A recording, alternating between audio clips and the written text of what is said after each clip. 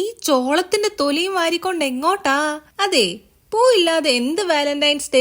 നമ്മൾ പല ക്രാഫ്റ്റുകളും ചെയ്ത് ഇപ്രാവശ്യം അല്ലേ, പക്ഷെ പൂക്കളൊന്നും ഉണ്ടാക്കിയില്ലല്ലോ. അത് മോശമല്ലേ? ആ കുറവങ്ങ് മാറ്റിയേക്കാമെന്നേ.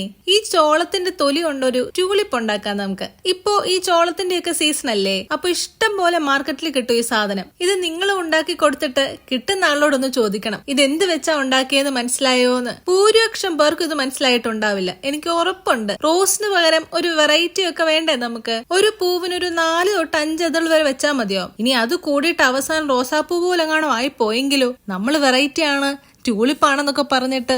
ഇതിൽ ഷെയ്ഡിങ് ഞാൻ കൊടുത്തിരിക്കുന്നത് അക്രലിക് മാർക്കർ വെച്ചിട്ടാണേ. അതാവുമ്പോ പെട്ടെന്ന് പണി കഴിയും. കളർ മിക്സ് ചെയ്യാനും ബ്രഷ് തപ്പാനൊന്നും പോണ്ടല്ലോ. പൂ മാത്രല്ല കേട്ടോ, ഇതിന്റെ ഇലയും ഇതിന്റെ തൊലി തന്നെയാ കേട്ടോ. ഞാൻ കളർ ചെയ്തെടുത്തന്നേ ഉള്ളൂ. അപ്പൊ ഈ ഒരു പിടി ട്യൂലിപ്പ് പൂക്കൾ നിങ്ങളുടെ വാലന്റൈൻ ഇരിക്കട്ടെ. ഇഷ്ടപ്പെട്ടാൽ ലൈക്കും സബ്സ്ക്രൈബും ഒന്നും മറക്കല്ലേ.